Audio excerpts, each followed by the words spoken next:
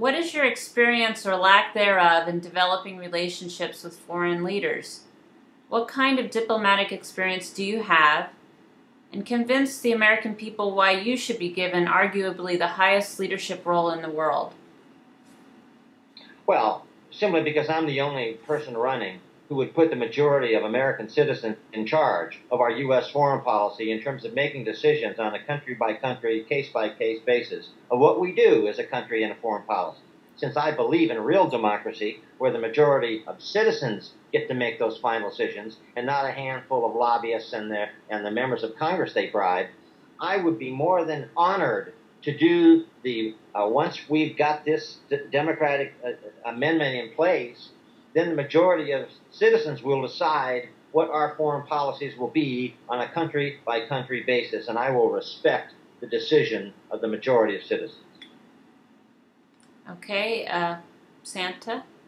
Well, experience as far as with foreign leaders go, as you might recall, I won this little International Peace Prize from an agency in Turkey for my belief that if we want to have international peace, it has to begin within the heart of each and every child. They like that. That's the same prize that went to the Dalai Lama a while back. I'm also a former director of the Terrorism Research and Communications Center, and I have an excellent idea of terrorism throughout the world, who's doing what to whom, and pretty much why. Most people don't realize the why element.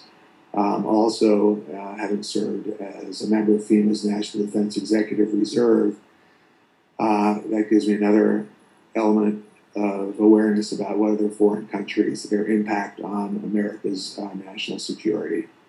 Can you tell us why terrorism occurs? It's usually a result of a secrecy, censorship, lack of accountability, inequitable criminal justice, either by government or private agencies in a particular country. Or reacting to those policies.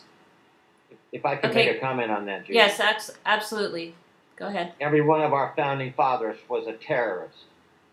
I'll just remind you of that fact. Okay.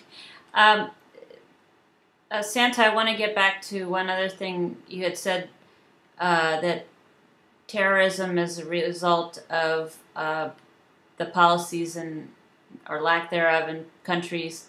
I didn't say it as eloquently as you, but what is the solution then, if you understand the problem? Well, my 2 words of advice to the State Department, our State Department, every other State Department, small countries and large, is 2 words: stop lying.